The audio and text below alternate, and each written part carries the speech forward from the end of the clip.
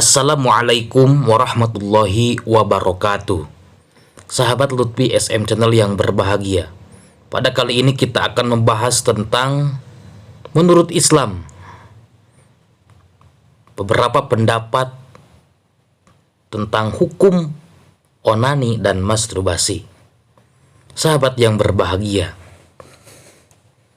dalam kajian fikih, onani atau masturbasi dikenal dengan istilah istimna, alias mengeluarkan sperma tanpa melalui senggama, baik dengan tangan maupun dengan yang lain, baik dengan tangan sendiri maupun tangan yang lain, baik dilakukan oleh laki-laki maupun perempuan dengan tujuan memenuhi dorongan seksual.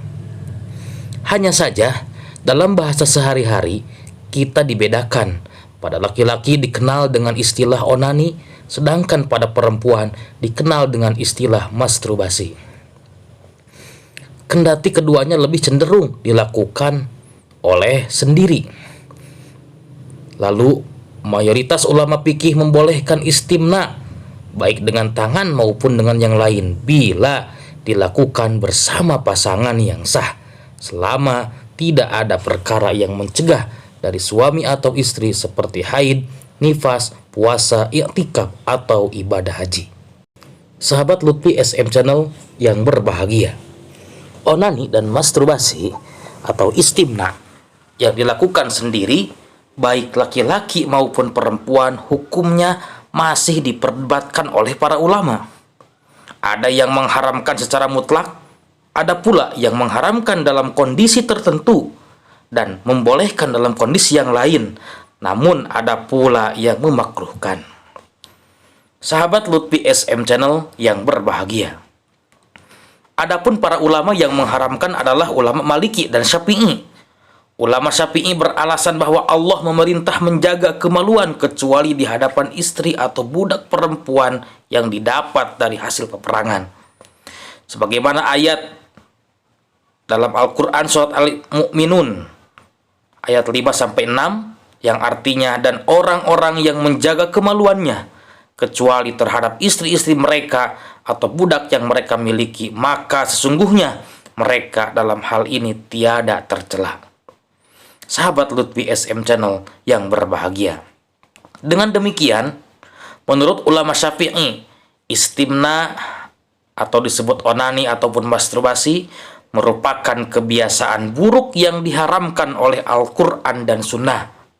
Hanya saja dosa onani atau masturbasi lebih ringan dosanya dari berzina, karena bahayanya tak sebesar yang ditimbulkan dari perzinahan, seperti kacaunya garis keturunan dan sebagainya.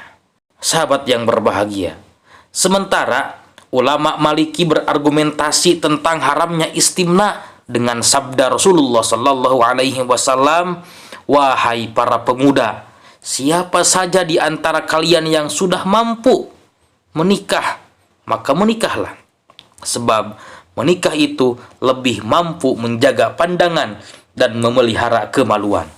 Namun siapa saja yang tidak mampu, maka sebaiknya ia berpuasa, sebab berpuasa adalah penekan nafsu syahwat baginya. Hadis riwayat Muslim. Sahabat Lutfi SM Channel yang berbahagia, alasan pendapat ulama Syafi'i dan ulama Maliki di atas tentunya lebih kuat bila memperhatikan kedua hadis berikut.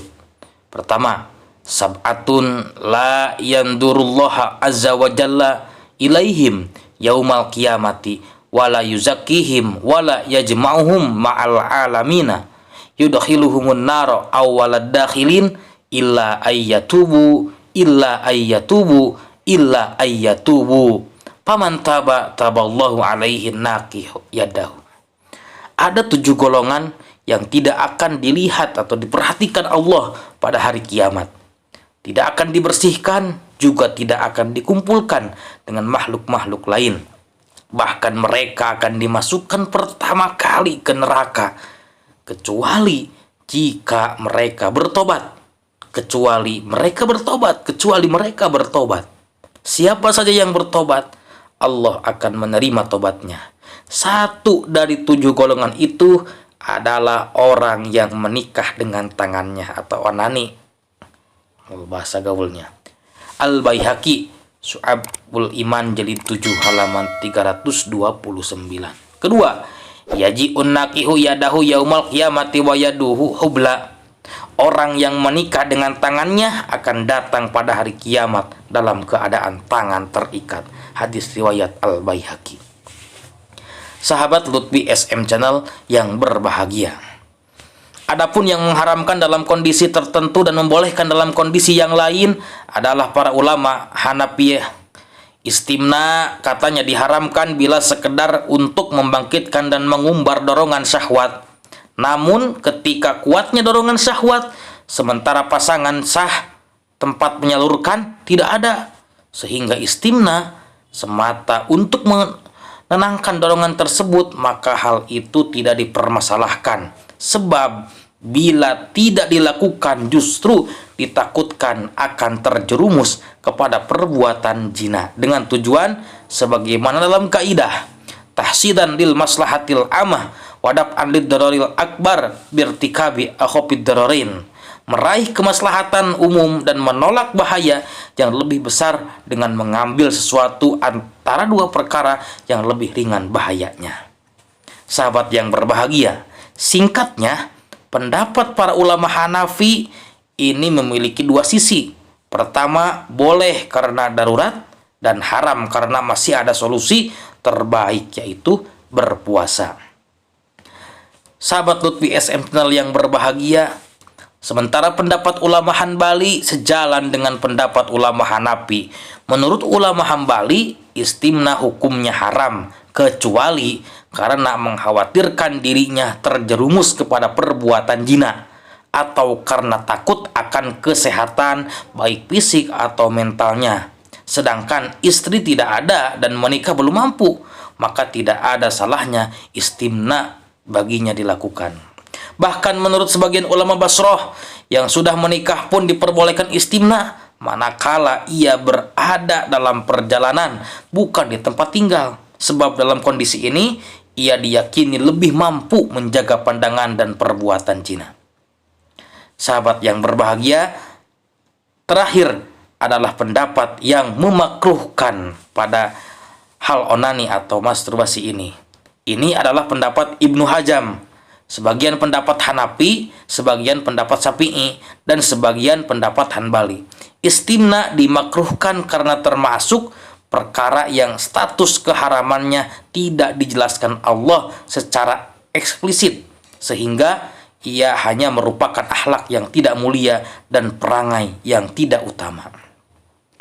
Sahabat Lutfi SM Channel yang berbahagia, dari uraian-uraian di atas bisa kita ambil kesimpulan mayoritas ulama memandang istimna baik oleh laki-laki namanya onani atau oleh perempuan namanya masturbasi sebagai perbuatan tidak terpuji, melampaui batas dan melanggar fitrah manusia.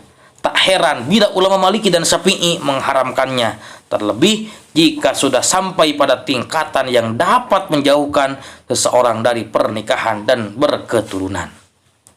Kendati ada pendapat yang membolehkan hanyalah pintu darurat atau mengambil bahaya yang lebih ringan di antara dua bahaya yang ada.